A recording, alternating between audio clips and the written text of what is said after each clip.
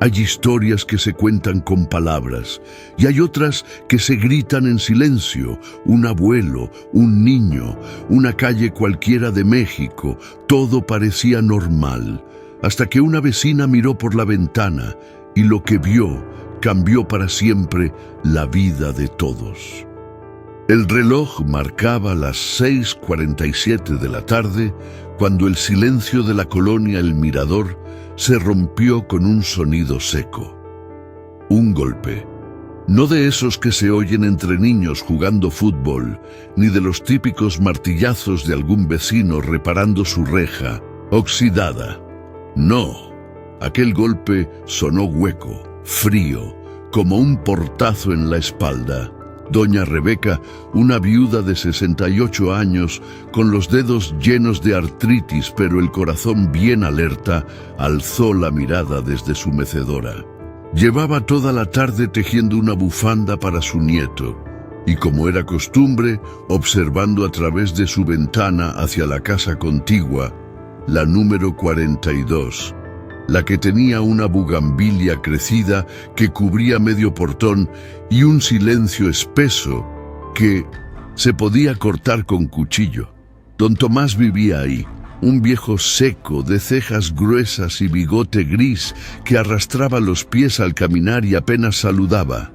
Pero lo que inquietaba a Rebeca no era él, era el niño, Emiliano, un pequeño de 9 años, con la mirada hundida, las mejillas siempre sucias de polvo y una gorra deshilachada que nunca se quitaba. Desde que su mamá falleció en un accidente de autobús hacía 2 años, el niño dejó de hablar. Dejaba la casa cada mañana con la mochila colgando y volvía al atardecer cabizbajo directo al interior. Nunca se quedaba a jugar, nunca sonreía. Nadie sabía nada de él, ni siquiera los otros niños. Pero esa tarde, esa maldita tarde, doña Rebeca vio algo que jamás habría querido ver. Corrió la cortina con un temblor en el corazón y lo vio. Emiliano, de rodillas en el patio trasero, con las manos en la nuca, como un criminal rendido. Don Tomás, de pie frente a él, con una vara de madera en la mano. El viejo no movía el brazo, pero su boca se agitaba rápido, como si gritara, aunque desde la distancia no se oía nada. El niño no lloraba, no se quejaba, solo miraba al suelo, temblaba. Rebeca se cubrió la boca con ambas manos. «Virgen Santísima», murmuró, «¿qué estoy viendo?» Sintió que el corazón le golpeaba el pecho como si quisiera escaparse. Se quedó inmóvil, con el alma congelada. Durante varios minutos, la escena continuó. El niño seguía allí. El viejo finalmente bajó el brazo, dio media vuelta y entró en la casa. Emiliano se quedó solo, inmóvil, como si el suelo lo hubiera tragado. Esa noche, Rebeca no pegó el ojo. El colchón le dolía en la espalda, pero lo que más le dolía era el alma. ¿Y si lo está maltratando?, se repetía. ¿Y si ese niño está solo? De verdad, a las 5 de la mañana se levantó, se peinó con los dedos frente al espejo y bajó a la cocina. Preparó pan de elote, como lo hacía para sus nietos cuando eran pequeños. Lo envolvió con un paño limpio y salió al portón de la casa vecina. Tocó 2 veces. Silencio, una tercera. Entonces, la puerta se abrió. Apareció don Tomás. Pelo alborotado, sin camisa, los ojos inyectados. Parecía un hombre cansado, o peor, aún vacío. «Buenos días, don Tomás», dijo Rebeca, forzando una sonrisa amable. «Hice un panecito, pensé en Emiliano. Hace días que no lo veo jugar en el parque. Está en su cuarto», respondió él sin emoción. «Anda con algo de fiebre. ¿Quiere que lo vea? Puedo quedarme un rato». «No hace falta. Gracias». Y cerró la puerta, así, Sin más, Rebeca se quedó parada frente al portón, con el pan aún caliente en las manos. El aroma subía como una súplica. Volvió a su casa, se sentó y esperó, como cada tarde. A las 6:19, Emiliano cruzó el patio. Iba encorvado. Tenía los pantalones arrugados, la camiseta rota por un costado y el rostro apagado, como si no hubiera alma adentro. Rebeca golpeó suavemente el vidrio. Una llamada muda. El niño la miró por un segundo, pero no sonrió. No hizo gesto alguno, solo apresuró el paso. Se perdió dentro de la casa como si huir fuera su única forma de respirar. La mujer sintió un escalofrío en la espalda. No era el silencio, era el miedo, el que se lee en los ojos, el que no se disfraza. Esa noche tomó su viejo cuaderno de tapas duras y escribió con letra temblorosa: miércoles 7 de mayo. Emiliano no sale al parque.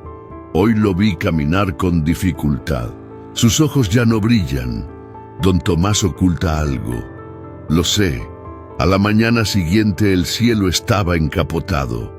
Un aire frío recorría la calle como si arrastrara secretos. Rebeca se sentó con su café humeante frente a la ventana. Nada. Todas las cortinas cerradas. Ni un solo ruido. Hasta que a las 6:43, justo cuando el cielo se pintaba de naranja sucio, ocurrió. Una figura menuda cruzó el patio, descalzo, camiseta suelta, pies sucios. Era Emiliano. Se acercó a la reja delantera, miró a ambos lados como si temiera ser visto. Luego volvió corriendo hacia adentro. Rebeca se levantó como si le hubieran pinchado el alma. «Esto ya no es normal», gritó para sí. «Ese niño está huyendo». No pensó más. Marcó el número de la directora de la primaria donde estudiaba Emiliano. Le temblaba la voz al hablar. «Perdón que la moleste tan temprano, maestra Antonia, pero creo que su alumno Emiliano está en peligro». La directora, confundida, prometió ir esa misma tarde. Rebeca colgó con el corazón apretado. «Dios mío, no me dejes equivocarme. No me dejes callar cuando ya es demasiado tarde». A las 5:06 de la tarde tocaron la puerta del número 42. Era la maestra Antonia. Pantalón azul, blusa blanca, rostro serio. Llevaba una carpeta bajo el brazo. Tocó, nada, volvió a tocar. Nada. Golpeó, con más fuerza. Entonces una voz salió desde adentro, grave, cansada. «No es buen momento. El niño está dormido». «¿Dormido a las 5 de la tarde?» preguntó ella con la ceja levantada. «Está enfermo. Vuelva otro día». La puerta nunca se abrió.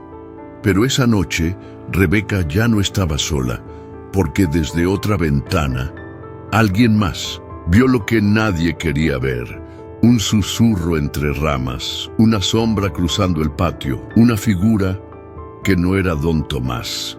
La noche cayó sobre Puebla con una lentitud pesada, como si el cielo mismo se negara a cubrir aquella colonia adormecida donde cada casa parecía guardar secretos. Un viento helado se colaba entre los tejados y silbaba entre los árboles como un susurro que no quería ser escuchado.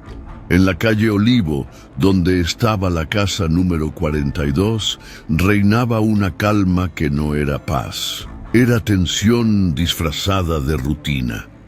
Don Tomás estaba sentado en una vieja silla de madera junto al marco de la puerta del baño trasero. En su mano derecha sostenía un vaso de cristal medio vacío, con café ya frío. Frente a él, Emiliano, Con su camiseta rota y un short que le colgaba de tan grande, se aferraba a una toalla mojada. Estaba arrodillado junto a una cubeta de agua jabonosa, restregando la tela como si intentara borrar algo más que suciedad. El niño no hablaba. Respiraba por la boca. Tenía los labios resecos. Cada vez que escuchaba un ruido en la calle, su cuerpo se encogía como si esperara un castigo. El foco amarillento del baño parpadeaba. Un zancudo revoloteaba alrededor de su oreja, pero Emiliano ni siquiera lo espantaba. «No quiero volver a ver tierra en tus pies», dijo don Tomás sin alzar la voz, pero con esa dureza seca que pesaba más que un grito. «¿Entendiste?». El niño solo asintió. Temblaba. Sus nudillos estaban rojos por tanto tallar. En la casa de al lado, con la ventana entreabierta y las luces apagadas para no llamar la atención, doña Rebeca observaba. No tejía, no cocinaba, no hacía ni un solo movimiento, solo miraba, como quien ha dejado de respirar por miedo a perder un segundo de lo que ocurre frente a sus ojos. A las 10:26 de la noche, algo cambió. Don Tomás se levantó lentamente. Abrió una pequeña alacena de metal oxidado justo al lado del lavadero. Sacó un frasquito de vidrio con una etiqueta amarillenta, casi borrada por el tiempo. Lo agitó. Luego lo colocó sobre la repisa del baño. El niño giró apenas la cabeza, lo miró, y en sus ojos apareció un destello de pánico, como si ya supiera lo que ese frasco significaba. «Te dije que no salgas solo al patio. ¿O quieres que vuelva ese hombre?». Emiliano negó con la cabeza de inmediato. Tragó saliva. Sus labios temblaban. «Entonces te tomas esto, como cada noche, para que duermas tranquilo», dijo el viejo, mientras destapaba el frasco. Rebeca se cubrió la boca con ambas manos. ¿Qué era eso? ¿Un medicamento? ¿Algo más? No lo sabía, pero lo que sí sabía era que el miedo en los ojos de Emiliano no era por la medicina, era por algo más, y entonces sucedió algo que la paralizó. Detrás del árbol de guayaba, en el fondo del patio, una sombra, un destello metálico, como si alguien, otra persona, estuviera observando también. Algo que brilló por menos de un segundo, algo que no pertenecía a esa casa. Rebeca entrecerró los ojos. Había algo. Alguien. La figura no era don Tomás, eso lo sabía. Era más alta, más delgada, llevaba algo en la cabeza. ¿Una capucha? ¿Un gorro? No pudo distinguirlo. «Dios mío», susurró, helada. Corrió al cuarto, encendió la lámpara y tomó su celular con manos temblorosas. Marcó el número de su nieto, Enrique, un joven de 20 años que estudiaba ingeniería en sistemas y vivía a unas calles. «Abuela, ¿todo bien?». «No, hijo. Necesito que vengas. Ahora. Hay alguien más en la casa de al lado. No es el viejo, es otro». «¿Qué? ¿Qué vio?».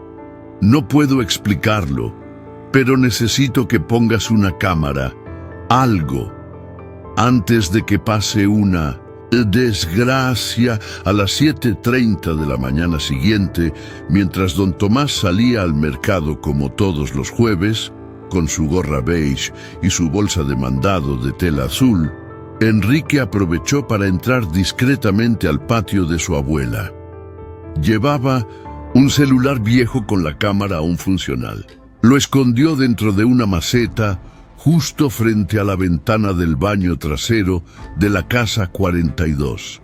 «¿Crees que esto sirva?», preguntó Enrique mientras ajustaba el ángulo. «Con tal de saber la verdad, aunque duela», dijo Rebeca con firmeza, sin apartar la mirada de la casa vecina. Esa misma tarde, la directora Antonia regresó. Esta vez no venía sola. La acompañaba la trabajadora social del DIF, licenciada Juana Pérez, una mujer de voz suave y ojos agudos. Tocaron con firmeza. Esta vez no se irían sin respuestas. Don Tomás tardó en abrir. Cuando lo hizo, no dijo nada. Solo las miró con una mezcla de fastidio y resignación. Venimos a ver a Emiliano. No ha asistido a clases en más de una semana, dijo la directora. Está enfermo. No quiero que lo molesten. Como representantes de la escuela tenemos derecho a verificar el estado del alumno en casos de ausencia prolongada, intervino la trabajadora social. Don Tomás guardó silencio. Miró hacia adentro, luego suspiró hondo.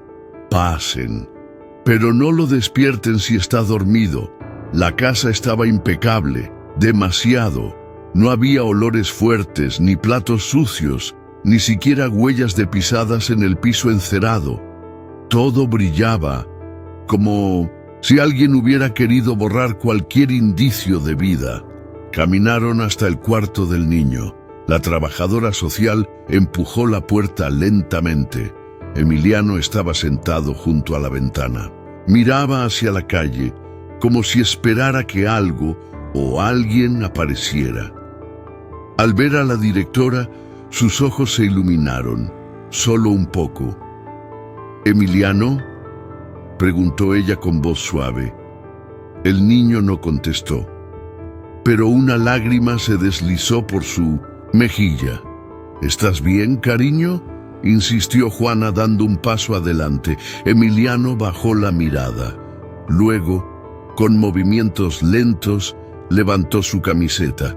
Ambas mujeres se quedaron sin aliento.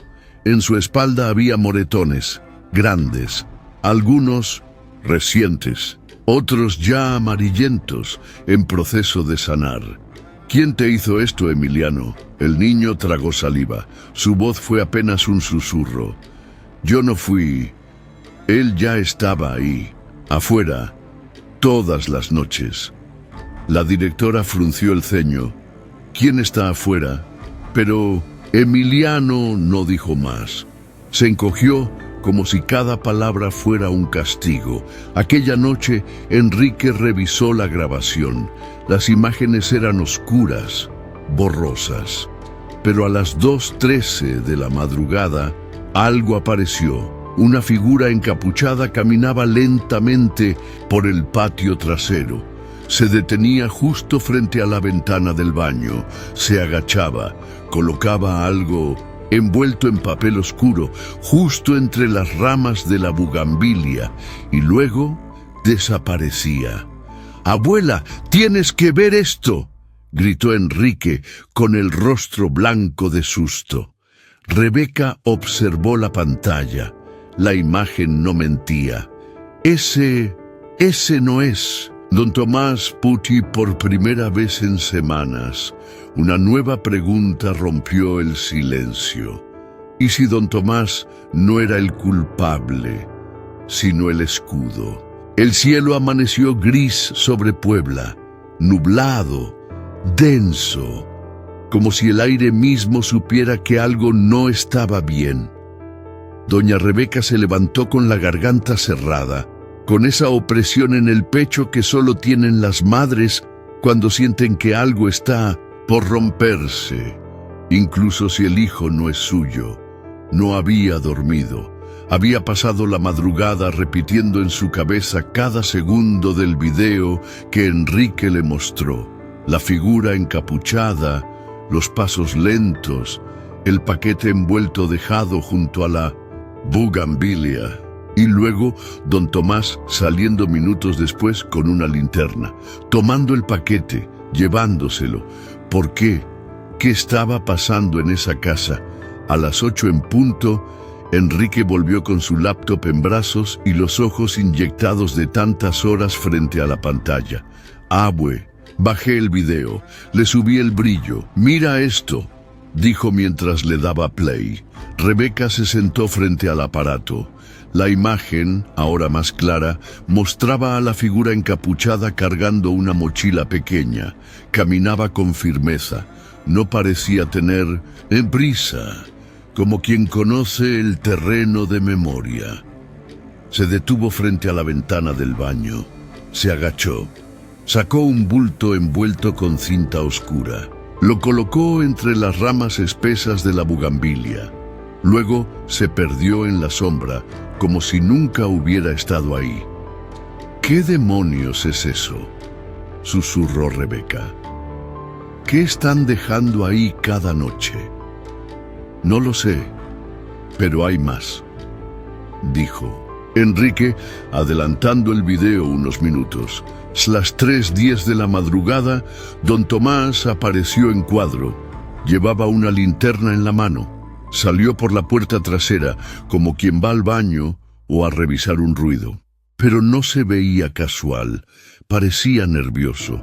Caminó con cuidado, se detuvo frente a la bugambilia y ahí se quedó quieto.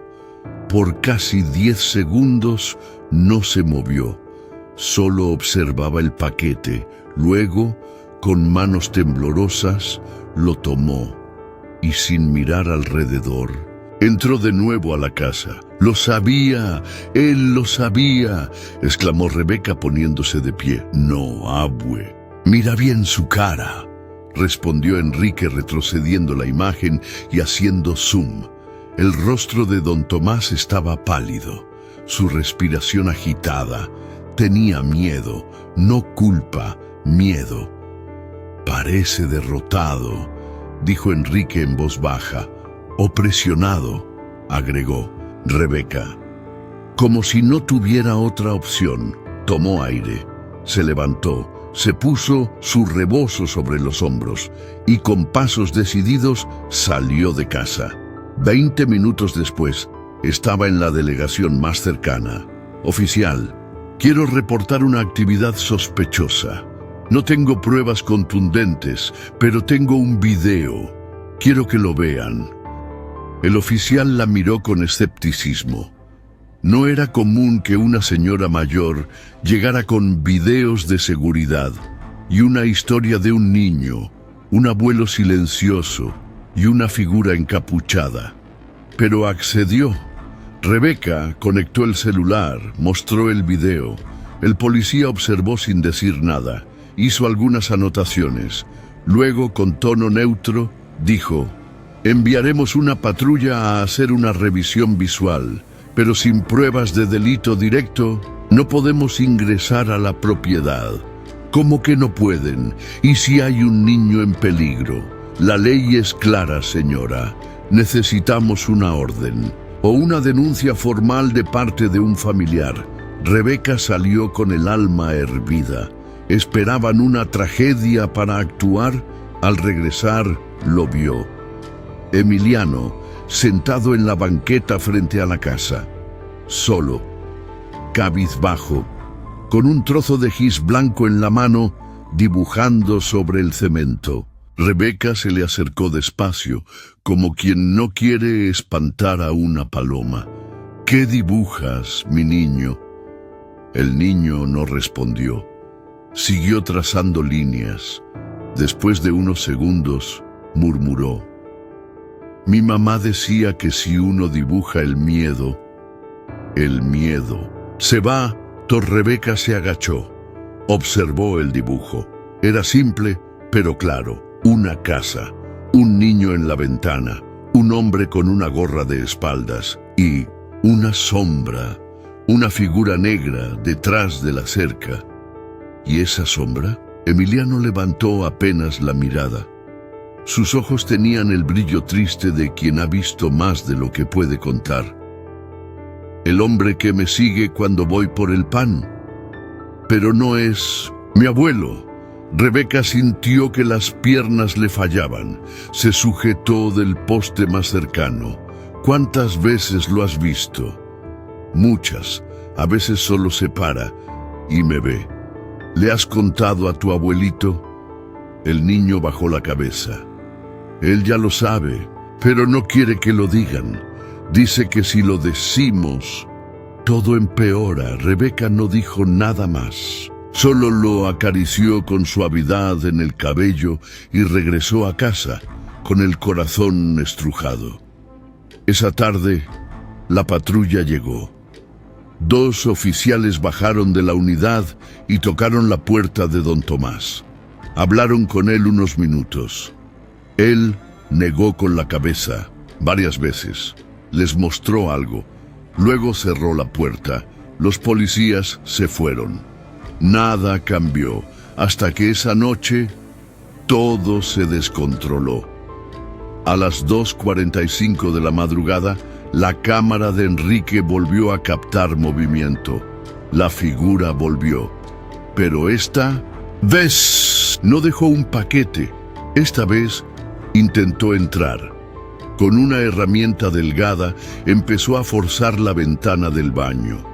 Se escuchó un pequeño estallido, un clic apenas audible. La cámara tembló ligeramente y entonces se encendió la luz de la cocina. Don Tomás apareció como un trueno, abriendo la puerta trasera con una escopeta vieja en las manos. Apuntó directo hacia la ventana. ¡Alto! ¡Te estoy viendo!, gritó con voz quebrada pero potente. La figura huyó, corrió como alma que lleva el diablo tropezando con la cerca del fondo. Se perdió en la oscuridad. La cámara por un instante enfocó el rostro de don Tomás. Lloraba, no de furia, no de rabia, lloraba de miedo, de impotencia, de soledad. Al amanecer, Rebeca no aguantó más. Caminó directo hasta la casa número 42. Tocó fuerte. Don Tomás abrió. Tenía los ojos hinchados, ojeras profundas, el rostro desencajado. «Necesito hablar con usted», dijo Rebeca. «No como vecina, sino como mujer, como madre». Él no respondió, solo se hizo a un lado. «Pase», dijo con voz ronca. Lo que Rebeca estaba a punto de escuchar cambiaría todo. La casa número 42 olía a café recalentado y a humedad vieja. Las paredes estaban cubiertas de fotografías en blanco y negro, con marcos torcidos por el tiempo. En el centro de la sala, sobre un mueble de madera oscura, reposaba una imagen descolorida de María, la hija de don Tomás, con un vestido de flores y el cabello suelto. Sonreía, cargando en brazos a un Emiliano de apenas meses. Rebeca se detuvo ante la imagen. Le temblaron los labios. «Era hermosa», murmuró. Don Tomás cerró la puerta con lentitud. Caminó hasta una silla y se sentó con la espalda encorvada, como si el peso de todo lo vivido lo hubiera roto por dentro. «¿Quiere café?», preguntó sin mirarla. «No vine por café, don Tomás. Vine porque ya no puedo seguir fingiendo que no pasa nada, y usted tampoco». Tomás alzó la mirada. Tenía los ojos rojos, vidriosos, como si llevara semanas sin llorar por no tener permiso para hacerlo. «¿Emiliano ya habló?», soltó Rebeca sin rodeos. «Dijo que hay alguien afuera, que no es usted, que lo observa, que lo sigue, que usted lo sabe». El silencio cayó como una losa. Podía oírse el zumbido de una mosca junto al vidrio. Podía sentirse la angustia apretando el aire. Don Tomás se frotó la cara con ambas manos. «No estoy loco, señora Rebeca. Yo también lo vi». «¿Desde cuándo?». «La primera vez fue hace 2 meses, justo cuando Emiliano empezó a cambiar. Al principio pensé que era por la escuela, por los otros niños, pero luego lo noté». Rebeca se inclinó hacia él, atenta. Notó ¿Un qué? Una sombra, siempre detrás de la bugambilia, parada, inmóvil, a veces por minutos, a veces por horas. Yo salía, fingía que barría, y él seguía ahí, observando, sin moverse, sin decir nada. ¿Y nunca le habló? No, pero Emiliano sí. Rebeca sintió un nudo en el estómago. ¿Qué le dijo? Que ese hombre lo llamaba por su nombre, que sabía cómo se llamaba su mamá, que decía cosas que nadie más podía saber, cosas de cuando era más pequeño, cosas que ni siquiera yo recordaba. ¿Y usted no denunció? Tomás se rió, una risa amarga, seca. Fui a la policía. Me dijeron que era estrés, que el niño estaba pasando por un duelo complicado, que yo veía cosas por la edad. Me tomaron por viejo paranoico. Rebeca se cubrió la boca. ¿Y por eso lo encierra? ¿Por eso lo mantiene con miedo? Para protegerlo, gritó de pronto, golpeando con el puño la mesa. Para protegerlo, maldita sea. Emiliano se me escapó una tarde, dijo que iba por dulces. Volvió pálido. Me dijo que un señor lo siguió hasta la tienda, que le ofreció llevarlo en moto, que le prometió mostrarle algo de su mamá, que sabía mi nombre. Rebeca retrocedió un paso, con los ojos como platos. Después de eso, cerré todo. Cambié las cerraduras, tapé las ventanas, puse trancas en la puerta trasera. Y sí, le empecé a dar una pastilla por las noches, un sedante leve, nada ilegal, solo para que durmiera, porque ya no podía más, tenía pesadillas. Se orinaba en la cama, decía que el hombre le hablaba desde afuera, que le pedía que saliera. El viejo sacó una carpeta desgastada de un cajón, la colocó sobre la mesa. Nunca quise mostrar esto, porque pensé que si lo escondía, desaparecería. Pero no desapareció. Abrió la carpeta. Rebeca tragó saliva. Dentro había fotos impresas, con baja resolución, siluetas oscuras, tomadas desde el baño, desde la ventana del pasillo. Algunas mostraban claramente una figura humana parada en la cerca, otras solo sombras. También había hojas sueltas, con garabatos de Emiliano, y un papel arrugado, escrito con letra infantil. Emiliano, dime si te gustó el regalo. Pronto podremos hablar más. Tu amigo nuevo. Rebeca sintió que el estómago se le revolvía. Apretó los dedos contra el borde de la silla. ¿Cree que es alguien de aquí? ¿Un vecino? No lo sé. No me atrevo a acusar a nadie.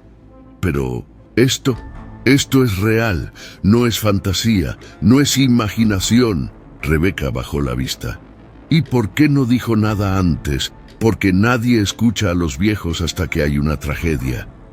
La frase quedó flotando en el aire. La mujer respiró hondo. Luego se puso de pie. Pues ahora lo van a escuchar. Yo misma voy a llevar esto al DIFE, a la escuela, a donde sea. No va a pasar otra vez, don Tomás. No bajo mi vista. Y si me culpan a mí, entonces se defenderá, pero no más silencio. Tomás asintió lentamente. Parecía rendido, parecía agradecido. Gracias por no rendirse con nosotros. Rebeca se inclinó y le tocó el hombro. Los niños no se les deja solos, nunca, y a los abuelos tampoco. Esa misma mañana, Rebeca llegó a la escuela Benito Juárez con la carpeta en la mano y el rostro pálido. Entró directo al despacho de la directora Antonia. Necesito que llamen a protección de menores y a la policía. Tengo pruebas y esta vez quiero que me escuchen. Horas después, en el hospital comunitario, un niño de 7 años lloraba en la sala de espera. No era Emiliano, tenía las mismas marcas en la espalda, el mismo miedo en los ojos. En su bolsillo Una nota escrita con la misma caligrafía. Tu abuelo no podrá protegerte para siempre. La noticia corrió como pólvora entre las paredes viejas de la escuela Benito Juárez. No era solo Emiliano, había otro niño, otro caso, otro silencio que había sido ignorado. Y esta vez no se podía mirar hacia otro lado. Doña Rebeca recibió la llamada justo cuando sacaba del horno un panqué de canela. La directora Antonia tenía la voz temblorosa. Señora Rebeca, usted tenía razón, y no era el único. Rebeca se apoyó en la pared con la bandeja aún en las manos. ¿Qué pasó? Esta mañana llegó un niño al hospital comunitario, acompañado por su abuela.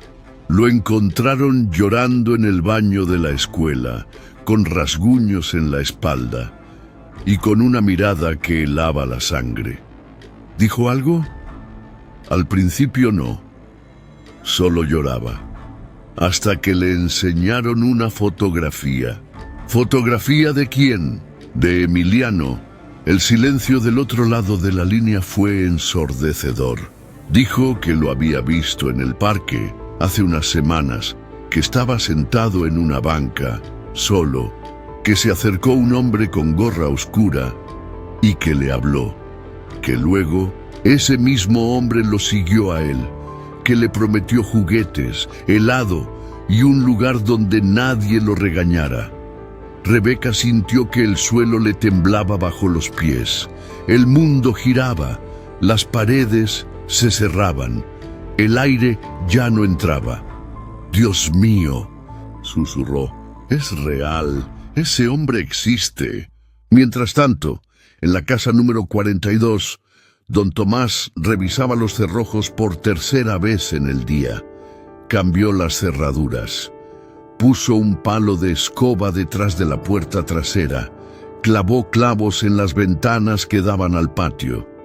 Hasta colocó pequeños cascabeles en las rejas, como si eso pudiera advertirle de un intruso. Pero el miedo no se espanta con clavos ni con campanas. Emiliano no comía, no hablaba. Pasaba el día encogido en un rincón del sofá, con la cabeza entre las rodillas, murmurando frases que no tenían sentido. ¿Ya viene? ¿Dónde está mamá? No abras la ventana. No lo mires. Cada vez que escuchaba pasos afuera, se metía debajo de la mesa de la cocina. Se abrazaba fuerte. Cerraba los ojos. Don Tomás lo miraba desde la puerta con los ojos huecos. No sabía cómo alcanzarlo, cómo sacarlo de ese túnel oscuro, cómo reconstruir un niño que había sido quebrado sin que nadie escuchara el crujido. Y entonces pasó. La tarde estaba nublada. Enrique, en casa de su abuela, revisaba las grabaciones de la cámara oculta. Bebía café frío, con la mirada fija en la pantalla. Rebeca, sentada a su lado, tejía sin ver. «¡Abue! ¡Mira esto!», gritó de pronto Enrique. Rebeca dejó caer el estambre. En la imagen, una figura, una silueta encapuchada. Pero esta vez sostenía algo, un celular. Estaba grabando desde afuera de la casa, desde la ventana del baño. «Está grabando hacia adentro», exclamó Enrique. «Está registrando todo». Rebeca se tapó la boca. Corrió al teléfono. Marcó a la directora, al DIF, a la delegación. «Ya no pueden seguir ignorando esto», gritó. «Nos está observando. Nos está cazando». Y esta vez no estaba sola. Esa misma tarde, la directora Antonia, la trabajadora social Juana, la abuela del otro niño y Rebeca llegaron juntas a la delegación. Llevaban pruebas, capturas de pantalla, billetes escritos con la misma letra, testimonios. «Queremos que investiguen formalmente al hombre que vive al final del callejón, en la casa número 48, dijo Rebeca, mirando directo a los ojos del oficial de turno. Se llama Arturo, se mudó hace 3 meses, nadie lo conoce. Y tenemos razones para sospechar. El nombre cayó como una piedra en el despacho. El agente Rafael Moreno, joven pero curtido, tecleó en su base de datos. Cuando encontró el archivo, frunció el ceño. Ese hombre ya tuvo una denuncia en 1900 Ciudad Juárez por acoso a menores. El caso se cerró por falta de pruebas. Todas quedaron en silencio. ¿Y ahora qué van a hacer?, preguntó Rebeca con la voz firme. Esperar que se lleve a otro niño. Rafael cerró la carpeta con fuerza. Vamos a actuar. Pero ya era tarde. A las 17:27 horas, don Tomás encontró la puerta trasera abierta. Emiliano no estaba. El vaso con agua seguía sobre la mesa. La silla, caída, el suéter del niño en el suelo. ¡Emiliano!, gritó el abuelo corriendo al patio. Subió al muro. Revisó la calle. Preguntó a los vecinos. Nadie había visto nada. Nadie había escuchado nada. Rebeca llegó corriendo. ¿Qué pasó? No está. Se fue. Dejó la puerta abierta. ¿Dejó alguna nota? Tomás vaciló. Luego, con la mano temblorosa, sacó un pedazo de papel del bolsillo. La tinta estaba corrida. La letra temblorosa. Ven solo. Si hablas, ella se va para siempre. Rebeca sintió que las piernas se le doblaban. Se sentó en el suelo. ¿Quién es ella?, susurró. ¿Quién se va? Tomás apretó los ojos. Él está hablando de María, de su mamá, o lo que queda de ella en su mente. ¿Cómo? El niño sigue hablándole en sueños. Cree que si algo malo pasa, su mamá desaparece. Esa nota no solo amenaza con llevárselo, amenaza con quitarle la única esperanza que le queda. En ese momento, Enrique irrumpió en la casa con su celular en la mano. ¡Tenemos imagen! La cámara del callejón captó algo. Todos corrieron a la casa de Rebeca. La grabación era borrosa pero clara. Emiliano, con la cabeza agachada, caminaba de la mano con una figura encapuchada. No forcejeaba, no gritaba, caminaba, como si fuera un castigo aceptado. Ese callejón no tiene salida, dijo Rebeca. Solo hay un almacén abandonado. Rafael Moreno llegó con 2 patrullas. ¡Vamos! ¡Yo voy también!, gritó don Tomás. ¡Pero es mi nieto! El almacén era un cascarón de ladrillo con puertas oxidadas y ventanas rotas, cerrado desde hace años. El portón estaba entreabierto. Don Tomás entró primero. ¡Emiliano!, gritó. Nada. Pasos sobre vidrio, respiraciones contenidas, una escalera de madera al fondo. Descendieron con linternas y ahí, entre cajas viejas y telarañas, Emiliano de rodillas, temblando, con los ojos abiertos pero sin alma. Don Tomás corrió hacia él. «Hijo, soy yo. Estoy aquí». El niño gritó. «No, no me toques. Él dijo que si hablo, mamá se va». Tomás se detuvo. Rafael se agachó junto a él. «Ya pasó, Emiliano. Ya estás a salvo». En el suelo, una caja de madera, dentro, fotos del niño, en la escuela, en el parque, en el patio, y una muñeca de trapo, con un nombre bordado, María. Emiliano murmuró. Él me dijo que mamá estaba en la caja, que si escapaba, se iba. Tomás lloró, lo abrazó con fuerza. «Tu mamá está contigo, hijo. Siempre. Nadie puede llevársela». El niño lloró. Por fin, de verdad. 3 horas después, en un mercado del centro, Arturo Vargas fue detenido. Intentaba comprar un chip nuevo para su celular. Sabía que vendrían, dijo al ser esposado. ¿Por qué lo hiciste? Porque los niños son más fáciles de convencer cuando nadie los escucha. El cielo de Puebla oscureció antes de tiempo aquella tarde. Una nube densa, baja, cubría las casas humildes de la colonia como si presintiera una tragedia. Las luces de los postes titilaban como ojos que se negaban a ver. Las calles, normalmente bulliciosas a esa hora, se mantenían en un silencio que calaba hondo. Nadie gritaba, nadie jugaba. Todos, en algún rincón de su casa, murmuraban lo mismo. Desapareció el niño.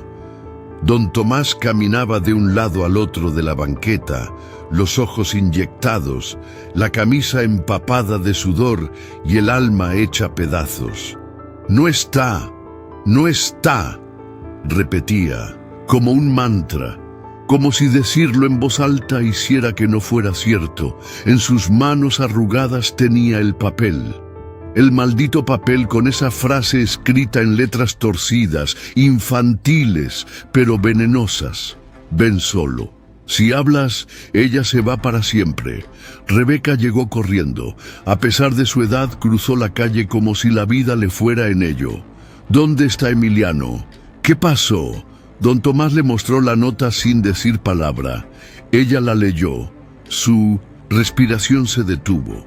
Sintió que su corazón se apretaba como cuando enterró a su esposo. «¿Quién es ella?», preguntó con un hilo de voz. Tomás bajó la mirada, tragó saliva y habló como quien arranca una verdad que lleva años, pudriéndose por dentro. Él está hablando de María, de mi hija, de su madre, o de lo que queda de ella en su mente. ¿Cómo? Desde que murió, Emiliano la convirtió en su refugio. Le habla en sueños. A veces la ve. Cree que si algo malo pasa, ella desaparece. Es su forma de sentirse a salvo. Esa frase, esa amenaza, es una forma de matarlo por dentro. Rebeca se llevó una mano al pecho. Nunca había sentido tanta rabia y compasión al mismo tiempo. Esto no es solo maldad, esto es tortura emocional. En ese momento, Enrique irrumpió en la casa. Respiraba agitado, tenía el celular en alto. «Tengo imagen». La cámara del callejón captó algo. Ambos corrieron al comedor, donde la laptop seguía encendida. Enrique conectó el teléfono, reprodujo el video. Ahí estaba. A las 17:03 se veía a Emiliano saliendo por la parte trasera de la casa.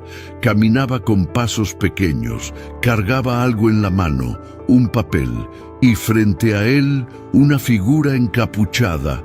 No lo forzaba, no lo jalaba, le extendía la mano y Emiliano la tomaba. «Está hipnotizado», dijo Rebeca. «Lo tiene dominado con miedo». La figura lo condujo hasta el fondo del callejón, justo donde comenzaban los terrenos baldíos, donde ya no había casas, donde nadie escuchaba. Rebeca apretó los dientes. «Ese camino lleva al viejo almacén de materiales, el de los hermanos Linares. Está abandonado desde hace años. Nadie se acerca». «¡Hay que ir!», gritó don Tomás. «¡Ahora!». Rebeca llamó a Rafael Moreno. El agente llegó con 2 patrullas en menos de 10 minutos. ¿Qué sabemos? Lo llevaron hacia el sur, al almacén viejo, dijo Enrique. «Aquí se ve claro». «Vamos, yo voy también», dijo Tomás con la voz firme. «Don Tomás, no, es seguro. Es mi nieto, y no me voy a quedar esperando». El almacén se alzaba como una ruina fantasma al borde de la ciudad. Paredes de ladrillo grafiteadas, portones oxidados, techos a medio caer. Los arbustos crecidos tapaban la mitad de la entrada. El aire olía a moho, tierra y abandono. Rafael alzó la mano. ¡Silencio! Entramos despacio. Las linternas se encendieron. Avanzaron entre cajas viejas, cascotes y madera podrida. ¡Emiliano!, gritó Rafael. ¡Somos la policía! ¡Estás a salvo! Nada, solo el eco de los pasos, hasta que uno de los oficiales encontró algo. ¡Aquí! Una escalera que baja, una trampilla de metal cubierta por una tarima. Descendieron uno por uno. La oscuridad era espesa. El olor insoportable, humedad estancada, orines, cigarro viejo y miedo. Y entonces lo vieron, en un rincón del sótano, de rodillas, con las manos cruzadas sobre el pecho y la cabeza gacha. Emiliano. Tenía la camiseta sucia, los pies llenos de tierra, el cabello enmarañado. Don Tomás corrió hacia él. «Emiliano, mi niño, ya estoy aquí», pero al tocarlo, el niño se estremeció y gritó: «No, no lo toques». Él dijo: «¿Que si hablo? Mamá se va». Tomás retrocedió, herido en el alma. «Soy yo, hijo, soy tu abuelo». «Ya estás a salvo». Rafael se acercó lentamente. «Tranquilo, Emiliano, nadie va a hacerte daño». Ya terminó. Emiliano alzó apenas la mirada, los ojos perdidos, como si no supiera si estaba soñando o viviendo una pesadilla. A su lado, una caja, de madera dentro, fotos de él, jugando en el parque, sentado en el columpio, entrando a la escuela, saliendo del baño de su casa. Y encima de todo, una muñeca de trapo, vestida con ropa vieja, con el nombre bordado en rojo, María. Rebeca se acercó. No podía contener las lágrimas. Este desgraciado le dijo que su madre estaba atrapada en esta caja, que si hablaba, desaparecía. El niño susurró: «Él me dijo que mamá vivía aquí, que si yo me portaba bien, ella salía, pero si contaba, se iba al cielo y no volvía». Don Tomás cayó de rodillas, lloró, como no había llorado nunca. «Tu mamá nunca se va a ir, Emiliano. Ella vive en ti, en tus recuerdos, en tus sueños buenos. Nadie puede llevársela». El niño se quebró, lloró. También, por primera vez, lloró de verdad. No por miedo, no por culpa, lloró por alivio, lloró porque ya no tenía que cargar solo con el peso de lo que no entendía. La policía cerró el lugar. Recogieron las pruebas, tomaron las fotografías, embalaron la caja y subieron con el niño envuelto en una cobija térmica. 3 horas después, en un mercado del centro, Arturo Vargas fue detenido. Compraba un chip nuevo para su celular en un puesto informal. Cuando lo esposaron, no opuso resistencia. «Sabía que vendrían», dijo con una sonrisa torva. «Siempre vienen, pero siempre tarde». «¿Por qué lo hiciste?», preguntó Rafael. Arturo alzó los ojos. «Porque los niños son más fáciles de convencer cuando nadie los escucha». La frase quedó flotando como un veneno y entonces supieron: ese hombre no solo había intentado robar un niño, había intentado robarle el alma. El hospital comunitario de Puebla olía a desinfectante y a café viejo. Las paredes, descascaradas en los bordes, estaban decoradas con dibujos de niños pegados con cinta. En el cuarto 203, la luz entraba suave por la ventana, proyectando rayas cálidas sobre las sábanas blancas. Ahí, acostado, con una muñeca de trapo entre los brazos, estaba Emiliano. No hablaba mucho, no reía. pero sus ojos, por primera vez en semanas, no parecían tan vacíos. Don Tomás lo observaba desde una silla de plástico. No había dormido. Llevaba la misma camisa azul desde hacía 2 días. Tenía las manos entrelazadas, apoyadas sobre las rodillas. No se movía, no hablaba, solo lo miraba, como quien intenta volver a memorizar cada línea del rostro amado. Las, trabajadora social, entró al cuarto con una sonrisa discreta. «Ya puede pasar», dijo. Tomás asintió. Se levantó con lentitud. Entró sin hacer ruido. El niño giró la cabeza. «Abuelo, soñé con mamá». Tomás se detuvo. Tragó saliva. Se sentó a su lado y le acarició el cabello con dedos temblorosos.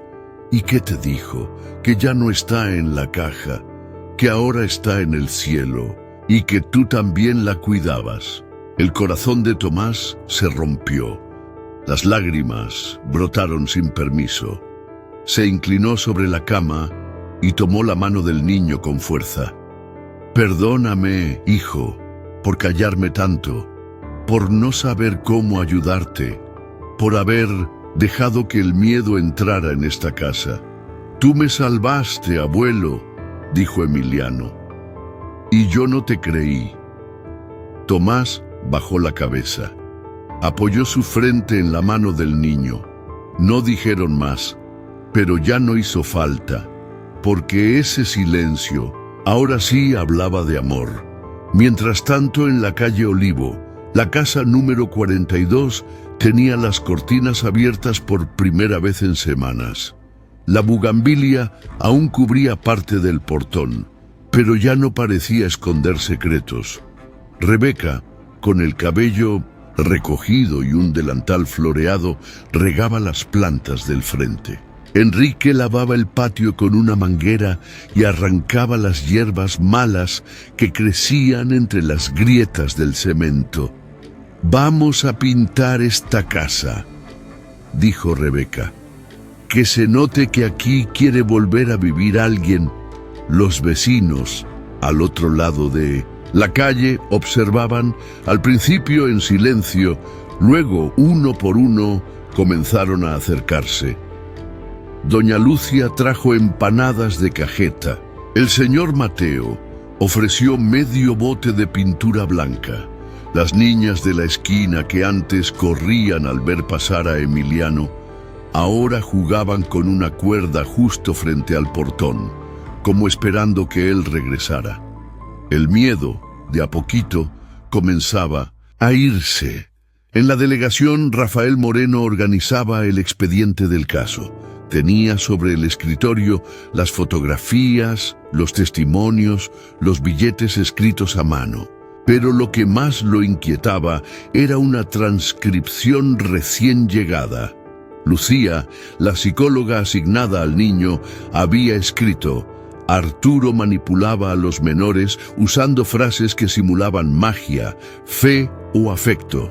Les hacía creer que estaban bajo un hechizo, que si hablaban romperían el vínculo con sus seres queridos. Usaba palabras como: si me traicionas, ella desaparece, o solo yo puedo traerla de vuelta. Estos patrones no son impulsivos, son planificados, son perversos. Rafael cerró la carpeta con fuerza. «Este hombre es un monstruo», murmuró, «pero no va a dañar a nadie más». Esa misma tarde, en el hospital, Emiliano fue evaluado por segunda vez.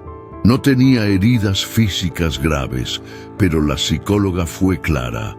Lo más delicado es invisible, es la confianza, y eso solo se reconstruye con tiempo, con verdad y con amor. Tomás, en el pasillo, escuchaba en silencio. Cuando le informaron que no enfrentarían cargos penales, se derrumbó. «Solo quiero estar con él, nada más», dijo con voz apagada. «Usted será monitoreado por un tiempo», explicó. La asistente social, no por desconfianza, sino porque la ley así lo exige. ¿Está de acuerdo? Estoy de acuerdo con lo que sea, siempre y cuando no me lo quiten. ¿Y si la comunidad no lo acepta?, preguntó otra funcionaria. Tomás alzó la vista. Que digan lo que quieran, yo sé quién soy. Y Emiliano también. 3 días después, la escuela Benito Juárez convocó una reunión extraordinaria. Padres, madres, vecinos, profesores, todos estaban presentes. Algunos por morbo, otros por miedo, y algunos, los menos, por vergüenza. En el pequeño escenario del auditorio estaban Rafael, Lucía, la directora Antonia, y don Tomás no llevaba traje, solo su camisa de siempre remendada en el hombro, pero su voz tenía la fuerza de quien ha caminado entre la oscuridad y ha decidido seguir de pie. Sé que muchos me juzgaron, dijo, algunos con razón, otros sin saber nada. Me equivoqué.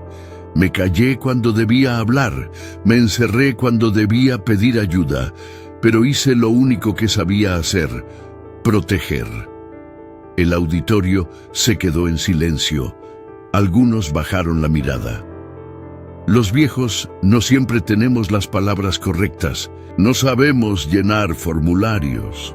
No sabemos hablar bonito en las redes, pero sí sabemos amar. Amar con todo el cuerpo. Con miedo, sí, pero también con esperanza. Lucía se acercó al micrófono. Y a veces, lo más importante que podemos hacer, por un niño, es escuchar lo que no se dice, lo que calla, lo que oculta por miedo. Al fondo del auditorio se abrió la puerta. Emiliano entró, de la mano de Rebeca y Enrique. Caminó con pasos cortos, subió al escenario, se paró junto a su abuelo y lo miró. Luego se giró hacia todos. Su voz era suave, pero firme. Él es mi abuelo y me salvó. El silencio se rompió, no en gritos, sino en aplausos, no por heroísmo, sino por redención. Esa noche Rebeca volvió a escribir en su cuaderno, martes 10 de junio. La calle volvió a tener luz. Emiliano juega en el jardín. Don Tomás sonríe más. Y yo aprendí que el amor no siempre grita. A veces solo espera que alguien lo escuche. Cerró el cuaderno con las manos firmes. Lo guardó en el cajón. Y Pi murmuró: hay silencios que gritan más fuerte que cualquier palabra, y el de don Tomás era un grito de amor. El lunes amaneció espeso en Puebla. Un cielo sin azul colgaba sobre la ciudad como una amenaza silente.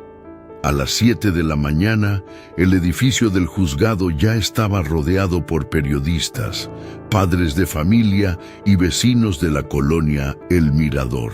No había risas, no había murmullos alegres, solo tensión.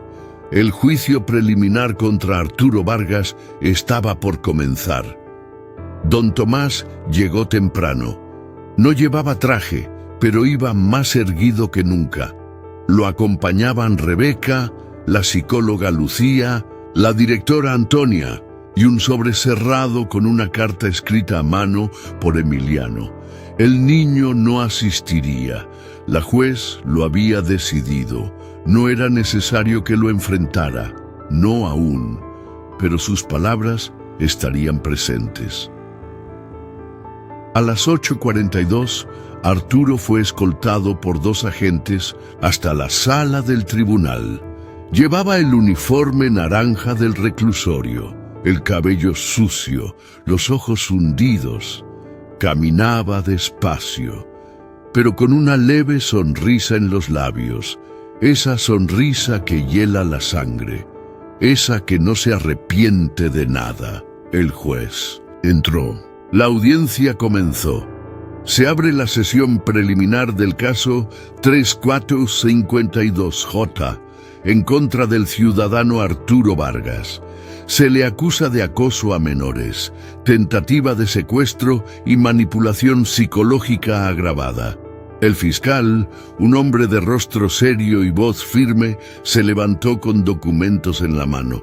Su señoría, presentaremos grabaciones de cámaras de seguridad, testimonios de 2 menores de edad, evidencia material encontrada en un sótano abandonado y rastros digitales en su celular que demuestran contacto con los niños.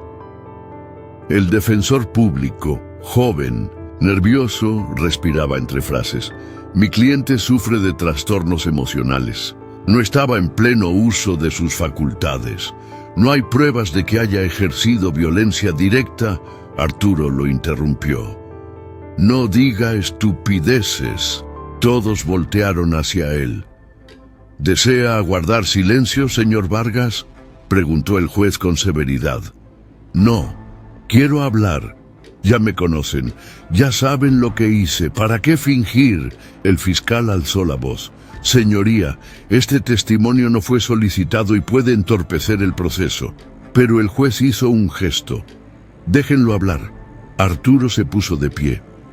Miró a todos con calma, incluso a Tomás. Sí, los vi, a Emiliano, al otro niño y a varios más. Me acerqué a ellos porque estaban solos, porque nadie los miraba, porque sus papás tenían 1000 cosas que hacer, porque en la calle nadie escucha. A los niños.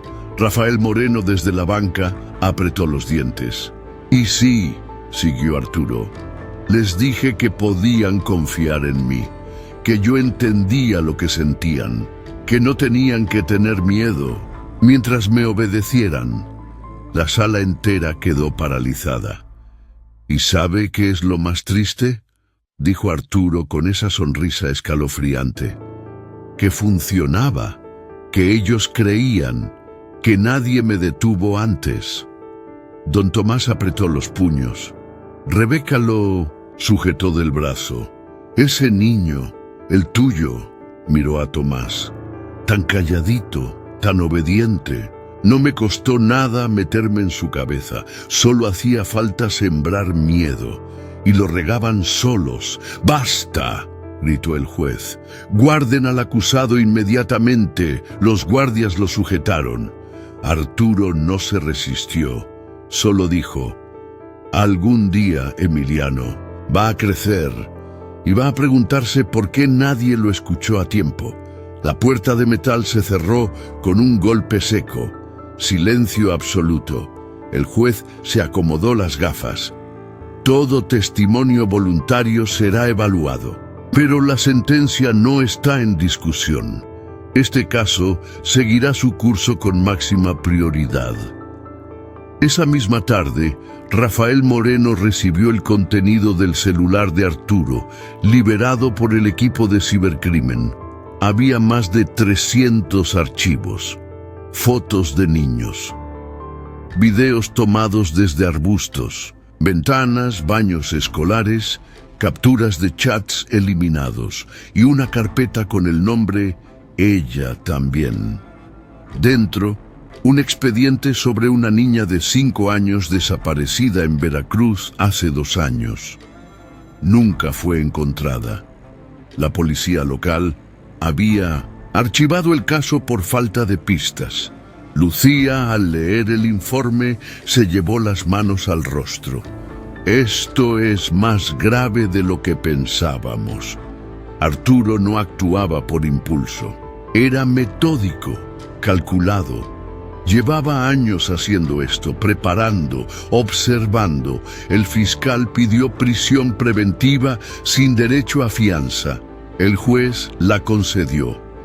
Pero esa noche algo ocurrió. En el hospital Emiliano tuvo una pesadilla. Lloró, gritó. Los médicos corrieron al cuarto. No abras la caja, no la dejes salir, él está afuera. Lucía llegó al amanecer. El niño estaba temblando, aferrado a la muñeca de trapo. «Tranquilo, mi amor, ya estás a salvo», le dijo con dulzura. Emiliano la miró con ojos enrojecidos. ¿El otro hombre también se fue? Lucía frunció el ceño. ¿Cuál otro? El que venía antes que Arturo, el que olía a cigarro, el que solo se paraba en la reja y no hablaba. Ese era el peor. Lucía sintió un escalofrío. ¿Lo viste muchas veces? Sí, desde antes que mamá dejara de contarme cuentos, desde que me dormía solo, desde mucho antes. Lucía lo abrazó con fuerza. Luego pidió hablar con Rafael Moreno. Tenemos que reabrir el expediente. Arturo no fue el primero, solo fue el que ejecutó. Pero hubo alguien más.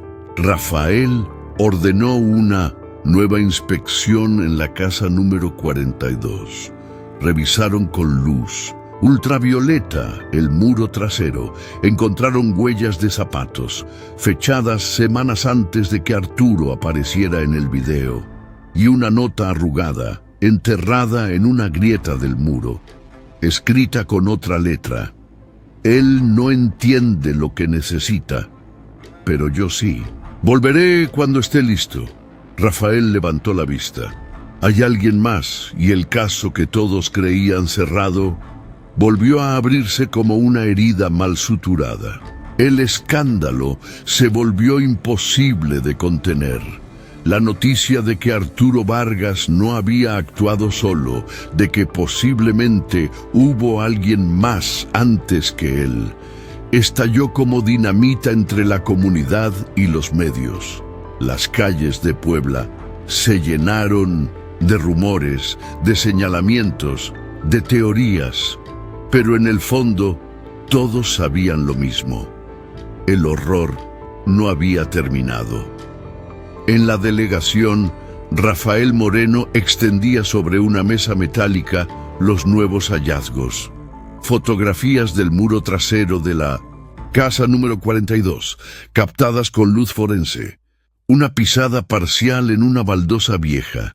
Una nota sucia con tinta deslavada que decía: «Él no entiende lo que necesita, pero yo sí. Volveré cuando esté listo». Y una firma. Solo una letra. «Y». Esto no fue escrito por Arturo, dijo el perito tajante. Es otra caligrafía, y según la data del papel, esto estuvo ahí desde al menos 3 semanas antes de la aparición de Arturo en el video. Rafael sintió un escalofrío en la espalda. Cerró los ojos un momento. Luego agarró su libreta y escribió en grande: «¿Quién es I?». Esa misma mañana citó a don Tomás a declarar, no lo como acusado, sino como pieza clave.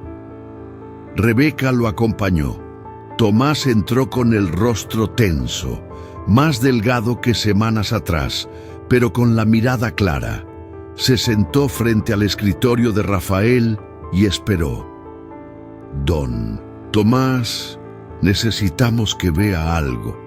Rafael le mostró la nota.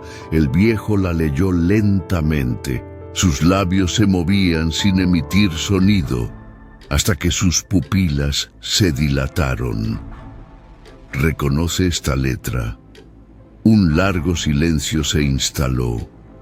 Tomás tragó saliva. Sus manos temblaban. «No puede ser». «¿Quién es don Tomás?». Ese era el padre de Emiliano. Rebeca se cubrió la boca. «¿Cómo que el padre? ¿No era Esteban el esposo de su hija?». Tomás bajó la cabeza. «Eso fue lo que todos creyeron, lo que yo les hice creer». Rafael se acercó, serio. «Explíquese, por favor». El anciano inspiró profundamente, como si necesitara reunir todo el aire del mundo para desenterrar una verdad guardada bajo llave. «María, mi hija, quedó embarazada. A los 17, nunca me dijo quién era el padre, solo que fue un error, que se había equivocado, que él no debía saberlo. Luego apareció Esteban, un muchacho bueno, la quiso como era. Aceptó criar a Emiliano como suyo. Yo nunca pregunté más. ¿Y cuándo lo supo usted? Mucho después, revisando papeles, un viejo cuaderno que María escondía. Ahí estaba el nombre: Iván Solís Rafael. Y Rebeca intercambiaron miradas. ¿Qué sabe de él? Tenía antecedentes en Veracruz por conductas inapropiadas con menores. Fue detenido, pero salió por falta de pruebas. Cuando lo supe, me quedé paralizado. María ya había muerto. Emiliano ya lo llamaba papá a Esteban. No quise revolver las aguas. Guardé silencio. Rebeca estaba pálida. Pero el silencio también abre puertas, Tomás. Y él volvió. Tomás asintió con los ojos húmedos. Sí, volvió. Y yo me hice el ciego. Cuando Emiliano comenzó a tener miedo de una sombra en la cerca, supe que era él. No Arturo, él, Iván. Rafael se levantó de su silla. ¿Estás seguro? Vi su silueta, esa forma de estar quieto, de mirar sin decir nada, el cigarro en la mano. Siempre olía a ceniza. Y ahora veo la letra. Es él. Rafael llamó de inmediato al departamento de inteligencia. Necesito rastreo completo de un sujeto llamado Iván Solís, exconvicto, vinculado con delitos de abuso en Veracruz. Posibles conexiones con Puebla, Colonia, El Mirador. Urgente. Horas después, el sistema arrojó resultados. Iván Solís, 54 años, salió del penal de Coatzacoalcos hace 3 años, sin domicilio fijo. Último registro: alquiler de un cuarto en Xalapa, a nombre de una tal Rosa Palacios. Rafael viajó con su equipo. La señora Rosa, de casi 70 años, abrió la puerta de su vivienda modesta y reconoció al sujeto. Sí, Iván. Vivió aquí un tiempo. Callado, no hablaba casi, solo fumaba en la ventana. Un día me dijo que se iba a reunir con alguien que le debía una familia y desapareció. Volvieron con esa información. Era más que una sospecha, era el eslabón perdido. Mientras tanto, Lucía seguía trabajando con Emiliano. En una de sus sesiones, el niño dibujó 2 figuras, una alta encapuchada y otra más delgada con un cigarro. Lucía preguntó: ¿quién es este? El que me dijo que mamá estaba en la caja. ¿Y este? El que me miraba desde la reja. Nunca decía nada, pero estaba ahí desde antes. Lucía llevó el dibujo a Rafael. Iván fue quien preparó al niño, quien lo vigiló. Arturo solo fue el ejecutor. Pero Iván es el origen. Rebeca fue a visitar a don Tomás esa noche. Lo encontró en la mecedora, con la mirada perdida. Lo hiciste para protegerlos. Pero el silencio no salvó a nadie. Tomás apretó los labios. Lo sé, pero lo entendí tarde. ¿Y ahora? Tomás alzó la cabeza. Ahora vamos a terminar esto. Al día siguiente, Rafael golpeó a la puerta con un expediente en mano. Don Tomás, tenemos más información. El celular de Arturo recibió mensajes de un número desechable. El nombre del contacto era I. Tomás. Lo miró. Sus ojos se llenaron de lágrimas. Dígame dónde está. Rafael lo observó. ¿Quiere ir? Ya no es solo por Emiliano. Ahora es por María también. La madrugada del 15 de junio, un aire espeso cubría los campos secos a las afueras de Puebla. El frío se colaba entre las rendijas del viejo tráiler oxidado que yacía oculto entre escombros y matorrales, como una herida que nadie quiso sanar. El operativo comenzó en silencio. Rafael Moreno encabezaba la búsqueda. Llevaban días rastreando señales del celular desechable que enviaba mensajes a Arturo Vargas, hasta que por fin una ubicación fija apareció. Coordenadas precisas. Un rincón olvidado del mapa. Don Tomás insistió en ir. No con rabia, no con rencor, sino con algo más poderoso. Necesidad de cerrar un ciclo. De mirar a los ojos al fantasma que destrozó la vida de su hija, de su nieto y la suya también. Necesito verlo, necesito saber que se acabó, dijo al agente Moreno con voz firme. Rafael asintió. Entendía. Hay heridas que solo sanan con verdad. El tráiler estaba cerrado por fuera con una cadena oxidada. Las ventanas cubiertas con papel periódico y cinta negra. Desde dentro se filtraba una tenue luz amarilla parpadeante. ¡Policía! ¡Abra la puerta!, gritó Rafael. Silencio. Un golpe. Dos.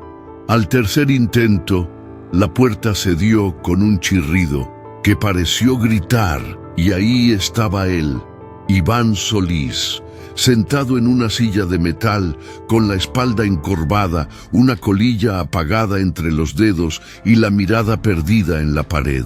Tenía la cara pálida, los labios partidos, el cabello sucio, pero su voz cuando habló era clara, demasiado clara. Sabía que vendrías, Tomás. El viejo se quedó parado frente a él. No temblaba, no lloraba, solo respiraba hondo. Por Hugué, Iván sonrió, como si llevara ensayando esa conversación por años. Porque él me pertenece, porque es mi hijo, porque me lo quitaron antes de que pudiera conocerlo. Tú lo criaste entre mentiras. Ella me escondió, me negó, porque tenía miedo de ti, rugió Tomás. Porque eras un enfermo, porque sabías lo que eras y aún así te acercaste a una niña de 17 años. Iván se encogió de hombros.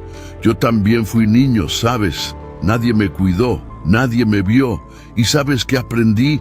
Que los niños solos siempre regresan a quien les promete atención. Por eso él me escuchaba. Por eso me seguía. Rafael intervino. Iván Solís, queda usted arrestado por conspiración, acoso agravado y manipulación de menores. Será trasladado a prisión preventiva en espera de juicio. Los agentes lo esposaron. Pero antes de salir, Iván se volvió hacia Tomás. Dile a Emiliano que algún día va a querer saber de mí y va a buscarme. Don Tomás lo miró con una mezcla de compasión y repulsión. No, porque ya encontró a quien buscaba, y no eres tú. 2 días después, la noticia estalló en todos los noticieros locales. Capturado Iván Solís, cómplice de Arturo Vargas, en red de acoso infantil. Las redes sociales ardían. Las familias de Puebla salieron a la calle con pancartas que decían «Escuchemos a los niños» y «El silencio también mata». El tribunal confirmó la teoría del fiscal. Arturo había sido manipulado. Iván era el autor intelectual. Planeó cada paso. Observó, escogió, preparó. Don Tomás recibió la noticia en casa de Rebeca. Había llevado a Emiliano a dormir después de leerle un cuento. Está más tranquilo, dijo. Aún se sobresalta en la noche, pero ya no se esconde debajo de la mesa. Rebeca le sirvió café de olla con piloncillo. ¿Y tú? ¿Cómo estás? No lo sé, respondió él, mirando por la ventana. Es como si todo este tiempo hubiera caminado con una piedra en el pecho, y ahora ya no está, pero quedó el hueco. Ese hueco, Tomás, se llena con vida. El domingo siguiente organizaron un almuerzo sencillo en el jardín de la casa número 42. Rebeca preparó arroz con plátano macho. Enrique infló globos blancos. Emiliano apareció con camisa blanca, los cabellos peinados hacia un lado y una sonrisa tímida. Jugaba con los niños del barrio, cantaba, reía. Tomás se sentó en una banca bajo el árbol de mango del fondo. En sus manos, una tablilla de madera. Con clavos pequeños, fijó una placa al tronco. Todos se acercaron. La placa decía: aquí jugaba María, aquí vive su memoria, aquí empieza Emiliano. Rebeca no contuvo las lágrimas. Es lo más hermoso que se he visto, Tomás. Es lo mínimo que merecen. Esa noche, en el cuarto de Emiliano, el niño se acomodó en la cama. Miró al techo. Abuelo, soñé con mamá otra vez. ¿Y qué te dijo? Que ahora sí descansa, que ya no está en la caja, que ya puede verme jugar. Desde donde viven los que ya no están. Tomás le acarició la frente. Su voz salió baja, pero firme. Y yo ya puedo respirar. Apagó la lámpara. Cerró la puerta con cuidado, salió al patio, se sentó en su silla, miró al cielo estrellado. Y por primera vez en años, no sintió miedo del silencio. Rebeca, sentada en su ventana, abrió su cuaderno una última vez. Escribió: los verdaderos héroes no usan capa, usan silencio, cargan culpas que no les pertenecen, aman en voz baja, protegen incluso cuando nadie cree en ellos. Don Tomás no solo salvó a su nieto, salvó a una comunidad entera del hábito de ignorar lo que no grita. Y Emiliano ya no teme a las sombras, porque aprendió que el amor verdadero nunca desaparece, solo cambia de forma.